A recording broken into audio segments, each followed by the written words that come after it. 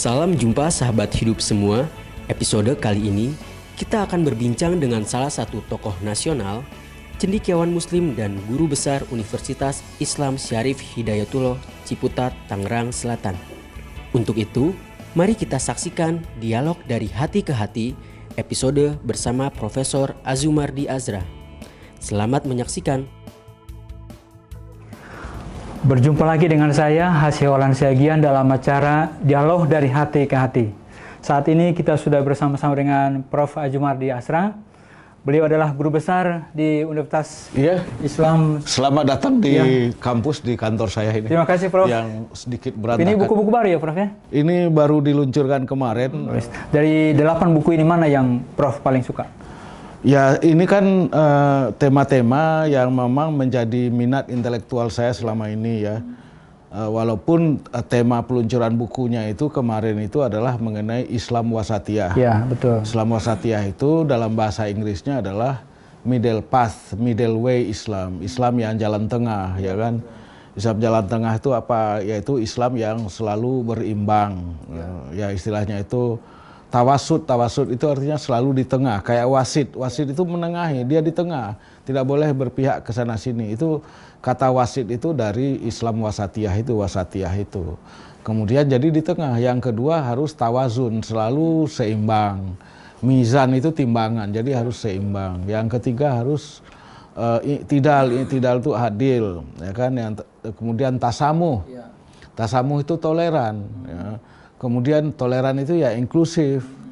Tapi selain yang bersifat seperti itu juga Islam Wasatiyah juga menekankan tentang muatanah. Muatanah itu cinta tanah air gitu. Jadi ya berislam, tapi berislam yang cinta tanah air Indonesianya. Jadi jangan lebih mencintai misalnya Arab Saudi atau Irak atau mana saja yang sebetulnya nggak cocok lah, lingkungan budayanya, lingkungan Islamnya itu nggak cocok dengan Indonesia, itu nggak cocok. Gitu. Iya. Ya, Prof juga seringkali saya lihat berbicara mengenai Islam dan keindonesiaan itu di mana sebetulnya titik temunya, Prof?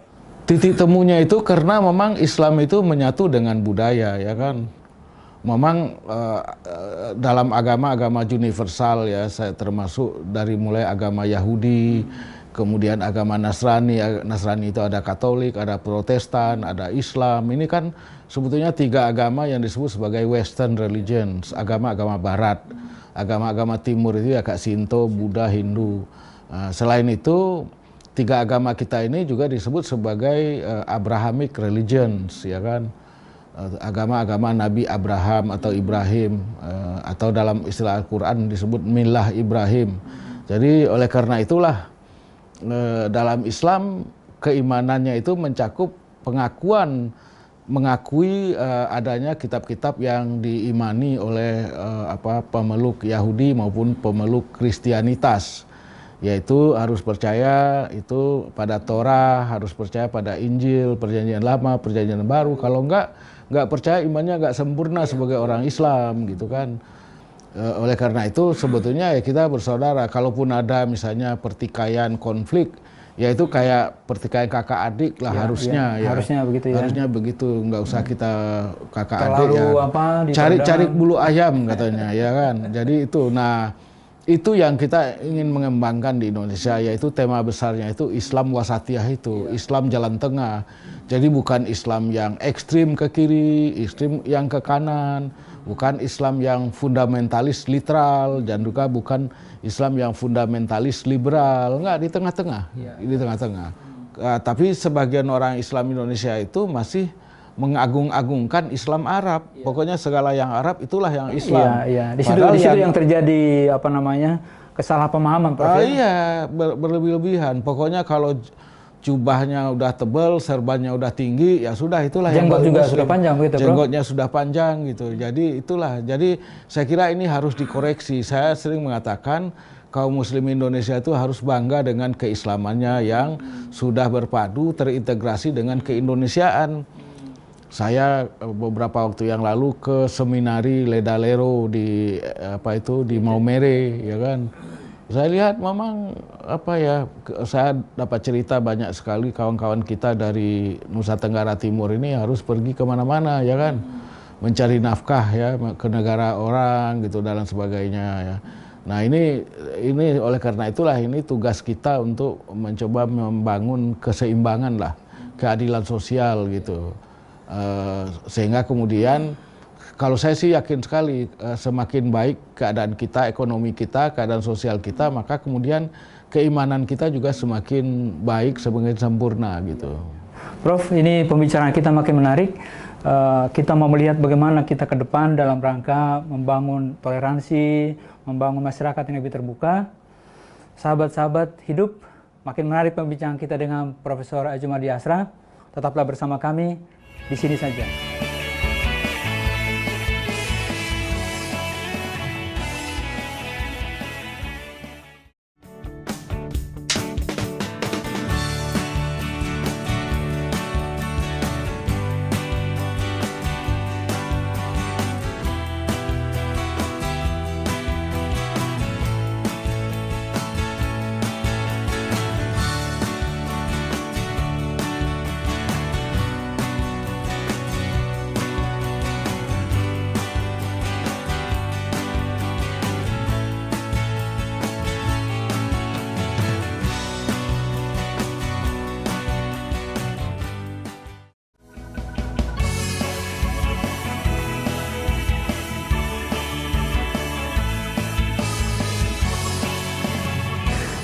Sahabat-sahabat hidup, terima kasih Anda masih bersama kami dengan Prof. Ajumardi Asra.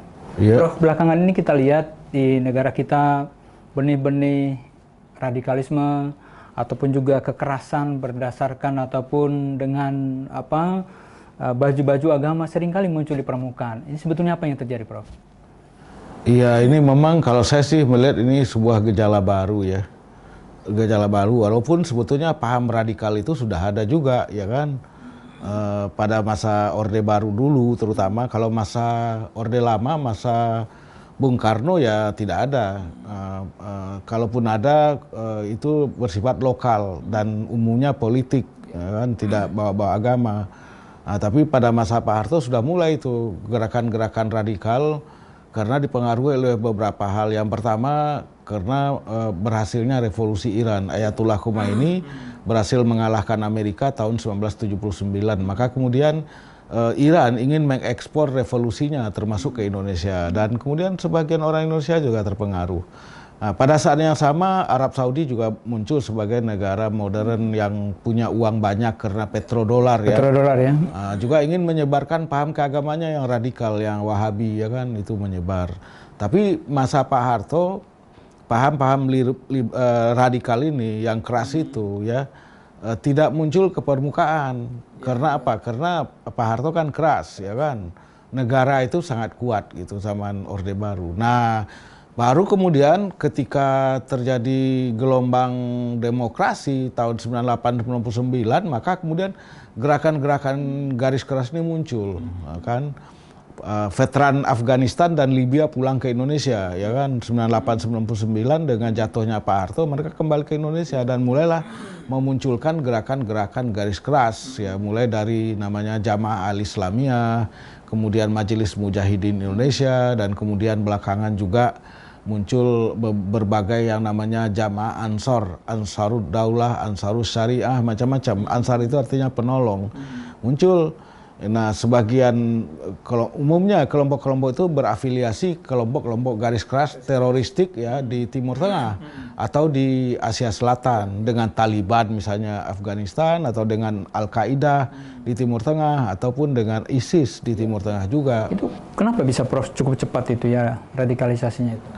Ya, karena banyak faktor sebetulnya. Karena gerakan-gerakan radikal ini kan memberikan janji-janji kepada orang, misalnya janji masuk surga misalnya kan, atau janji kesejahteraan. Kayak misalnya ISIS itu memberikan janji mengenai satu kekuasaan Islam yang sempurna, yang diridhai oleh Tuhan misalnya.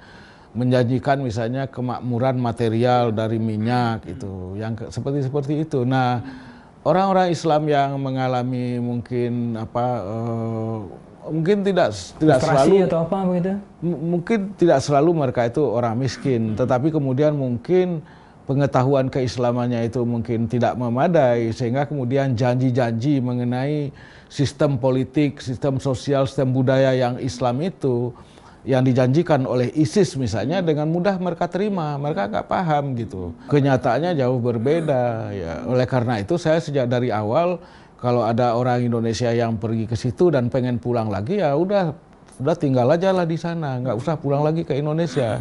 Karena itu akan membuat kekacauan saja, ya kan. Apalagi mereka sudah membakar paspornya, ya kan. Jadi oleh karena itu saya ya ketika ditanya oleh kalangan pemerintah bagaimana pandangan saya mengenai ini, saya bilang biarkan aja, ya kan. Itu bukan urusan kita. Mereka sudah melakukan pilihan pergi berjuang bersama, berperang bersama kelompok teroris, ya kan, yang mengklaim sebagai negara, maka otomatis kewarganegaraannya hilang sesuai dengan Undang-Undang Kewarganegaraan RI. Oleh karena itu tidak usah terlalu dihiraukan gitu. Tapi kalau misalnya pemerintah ingin menyelamatkan anak-anak kecil di bawah umur 10 tahun, dibawa pulang ke Indonesia, ya saya kira itu masih bisa atas alasan kemanusiaan ya bisa. Dimana khusus seperti yang sungguh-sungguh benar-benar NKRI ya. Iya, seperti yang sudah dilakukan oleh BNPT, misalnya membangun pesantren yang khusus untuk ex-napiter, napi teroris, anak-anak mereka dimasukkan ke situ, dibina, dikirim dengan guru-guru agama yang mengajari paham agama yang moderat, yang wasatiyah, itu yang diinikan. Tapi Prof, masalahnya itu yang berangkat ke sana. Sementara di dalam negeri sendiri juga kita melihat juga ada benih-benih entah di kampus, di sekolah-sekolah, bahkan di sekolah yang PAUD pun sudah ada gejala-gejala. Bagaimana ini, Prof? Memang itu udah lama juga gejalanya di kampus-kampus, terutama sejak zaman NKK BKK akhir 70-an. Itu kan ormas-ormas Islam yang disebut bukan ormas Islam, ormas kelompok Cipayung itu nggak boleh masuk kampus. Cipayung itu ya HMI, PMII, PMKRI, GMKI, sama apa satu lagi itu. Kemudian itu dilarang masuk kampus. Akibatnya apa? Akibatnya yang merajalela di kampus itu adalah kelompok-kelompok yang saya sebut kelompok-kelompok mahasiswa yang ke kanan, orientasinya itu ke kanan, ya kan? Dan itu juga berbahaya, Prof. Yang ke kanan itu dalam istilah yang lebih populer mungkin Islamis gitulah. Ya memang mereka belum melakukan kekerasan, tapi itu dekat-dekat ke arah sana, dengan mereka mudah tergelincir ke sana, atau mempraktekkan gaya hidup yang nggak cocok dengan Indonesia, Islam Indonesia, misalnya pakai cadar misalnya, ya kan. Kalau saya sih, kalau di kelas saya tidak boleh pakai cadar. Kalau Anda pakai cadar, ya Anda cari aja tempat yang lain, dosen yang lain. Nggak ada di kampus ini, nggak boleh. Nggak boleh ya? Tidak boleh di sini, ya. Nggak ada ayat Al-Qur'annya. Kasih saya ayat Al-Qur'annya, ada nggak? Nggak ada. Ada hadis nabinya nggak? Nggak ada juga. Jadi cadar itu adalah sebetulnya budaya Arab. Budaya Arab yang juga artinya itu bukan budaya Islam gitu? Bukan, itu budaya Arab, budaya masyarakat Arab, bahkan budaya pra-Islam juga ada. Karena apa? Karena itu untuk melindungi wajah dari muka dari panas. Iya, kan? Iya, karena padang gurun juga ya di Timur Tengah itu ya.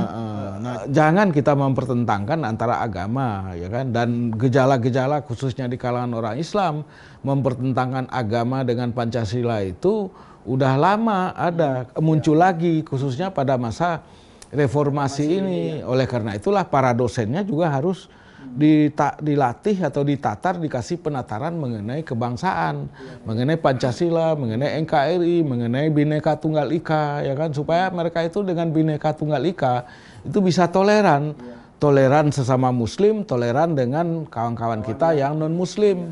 Toleran, kita ini bangsa Indonesia, jadi jangan ribut hanya karena berbeda paham, berbeda agama. Iya, Prof. Sahabat-sahabat hidup, makin menarik perbincangan kita dengan Profesor Adjumardi Asra. Tetaplah bersama kami.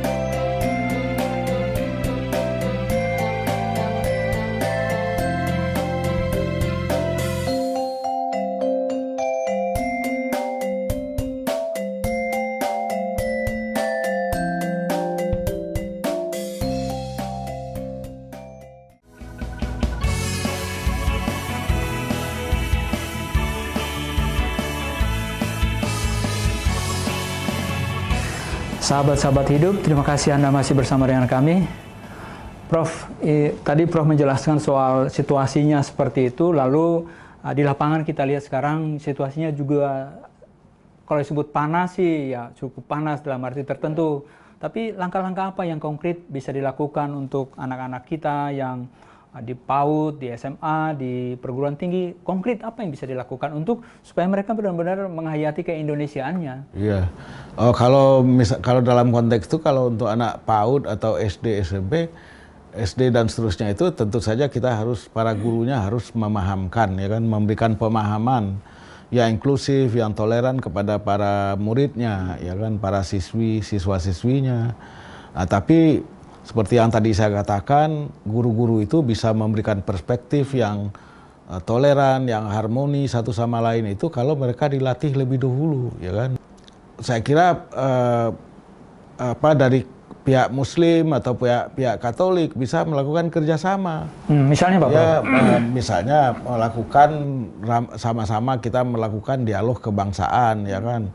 Mungkin 2-3 hari gitu kan. Saya kira bisa dilakukan oleh, baik kalau yang saya tahu kayak Muhammadiyah atau NU itu sangat senang, misalnya sama-sama yuk ada guru Katolik berapa, guru Muslim apa gitu ya, kita melakukan pemantapan wawasan kebangsaan bersama-sama ya, 2 hari atau 3 hari misalnya di satu tempat, ya kan.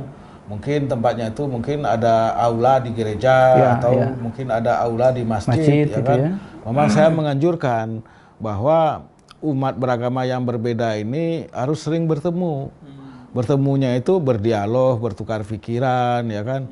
Ganti-ganti tempatnya, jangan di hotel, jangan di gedung, tapi ya di masjid, di gereja atau di vihara gitu. Karena terus terang saja di kalangan orang Islam itu ada ngeri-ngeri gitu ya. Ngeri melihat misalnya gereja, melihat vihara, melihat kelenteng misalnya, aneh-aneh. Kalau saya sih udah biasa aja masuk gereja, ya kan, masuk sinagog biasa. Artinya orang harus punya pengalaman sendiri, Prof. Pengalaman sendiri bahwa nggak ada ya hal-hal yang perlu ditakutkan, perlu dicurigai, ya kan. Toh juga tidak ada melanggar kaidah agama di situ ya. Nggak ada larangan masuk ke gereja itu, nggak ada. Tidak ada ayat Al-Quran, ya kan. Tidak ada itu melarang masuk kelenteng, vihara, itu apa. Dengan cara begitu, saya kira kemudian akan muncul kerukunan itu pada tingkat jemaat, gitu kan. Kalau di tingkat bawah itu akar rumput, ya kan. Nah, kalau ada hal-hal tertentu, saya kira harus segera diselesaikan bersama-sama. Kayak misalnya yang saya lihat kemarin itu ribut soal gereja di Karimun itu kan. Nah, tapi beberapa hari ini kelompok mahasiswa, organisasi mahasiswa dan pemuda udah kumpul itu lintas agama mengeluarkan pernyataan bersama. Itu bagus, bersama-sama kita selesaikan, jangan sendiri-sendiri. Kalau sendiri-sendiri nanti malah menimbulkan macam-macam yang orang juga curiga. Jadi langkah-langkah seperti itu harus kita lakukan. Nah, cuma ini yang harus kita waspadai gitu, yang datang-datang dari luar, kemudian ada paham yang aneh-aneh, yang tidak toleran. Nah, itu harus kita hadapi sama-sama. Lembaga boleh sendiri-sendiri ya, nggak boleh bersama-sama ya. Dan kita harus menghadapinya sejak dari bawah. Nah, itu bisa dilakukan dengan kerjasama terus-menerus di antara kita ini, misalnya untuk guru-gurunya kita latih, kita berikan pemahaman gitu, sehingga nanti ketika mereka mengajar, siswa-siswi mereka juga bisa memberikan perspektif yang benar gitu. Sahabat-sahabat hidup, terima kasih. Sesaat lagi kita akan lanjutkan perbincangan dengan Prof. Ajumardi Asra. Tetaplah bersama kami di sini.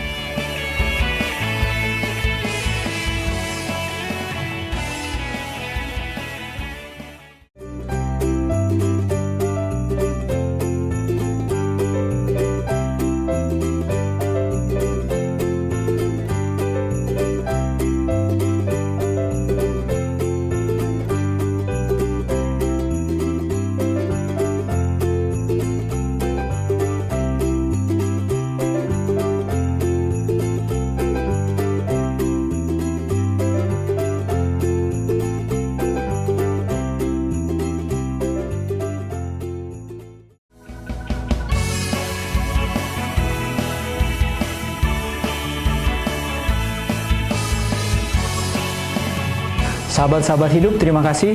Kita masih bersama Profesor Azumardi Asra.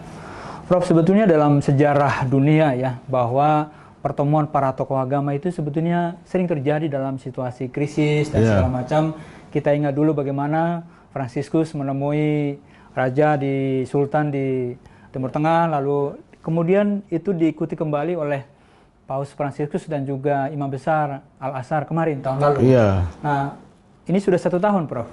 Kira-kira bagaimana Prof melihat perkembangan dari dokumen yang sudah disepakati bersama? Apakah sudah ada kelanjutannya, Prof? Saya kira bagus ya, bagus. Jadi kalau misalnya kepemimpinan puncak dari agama-agama ini, yaitu Paus Fransiskus ketemu dengan Imam Besar, Imam Al-Azhar, ya, Grand Sheikh Al-Azhar, itu saya kira satu hal yang positif, bagus. Walaupun tentu saja posisi Paus Fransiskus atau Paus umumnya di dalam tradisi Katolik berbeda dengan Syekhul Azhar, Grand Sheikh Al-Azhar. Karena kalau di dalam tradisi Katolik, memang Paus itu adalah kekuasaan atau banyak memiliki otoritas tunggal, ya kan.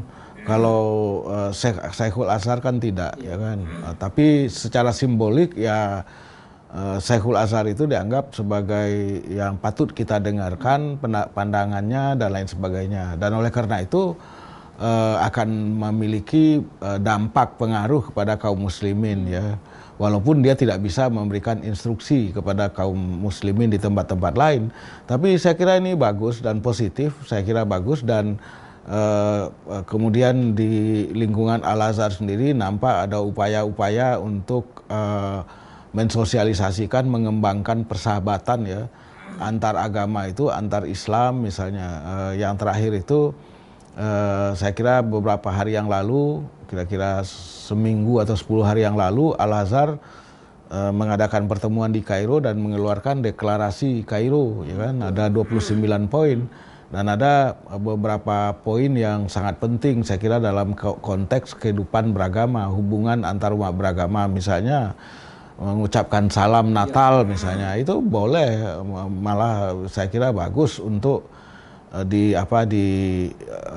dilakukan, ya, karena kita ini kan bukan hanya kalau dalam konteks sebangsa, ya kita sebangsa dan sesama manusia, dan oleh karena itu mengucapkan selamat satu sama lain itu sesuatu yang bagus, biasa sesuatu sebetulnya yang diajarkan, ya kan.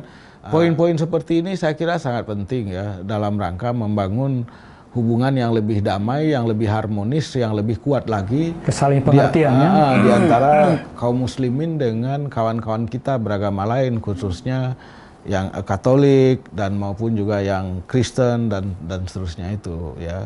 Prof kan sering berbicara di universitas Katolik di dunia, ya.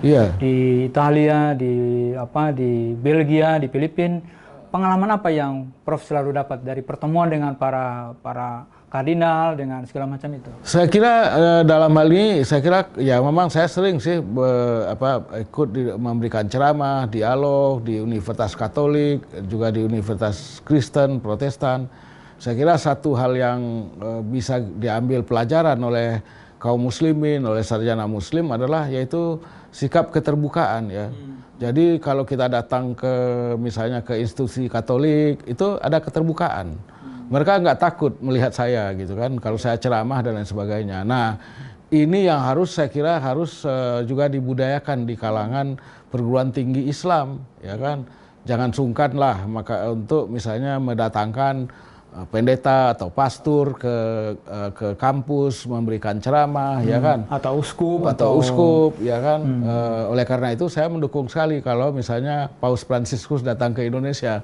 Saya beruntung bisa salaman dengan Paus Fransiskus beberapa waktu yang lalu dalam dialog mengenai tadi itu, bagaimana cara mengembangkan paham keagamaan yang moderat, ya, dalam bahasa kita itu wasatiyah. Itu yang didialogkan, dan kita kemudian ketemu dengan Sri Paus Fransiskus di Holy See di Vatikan, gitu. Baik, Prof, terima kasih atas perbincangan kita pada kesempatan hari ini. Sahabat-sahabat hidup, demikian perbincangan saya dengan Profesor Azumardi Asra. Semoga perbincangan kita kali ini mencerahkan dan memberikan inspirasi pada kita semua untuk Indonesia yang makin baik. Akhir kata, saya Hasyolan Siagian dan Profesor Azumardi Asra mengucapkan banyak terima kasih. Sampai jumpa di episode berikutnya.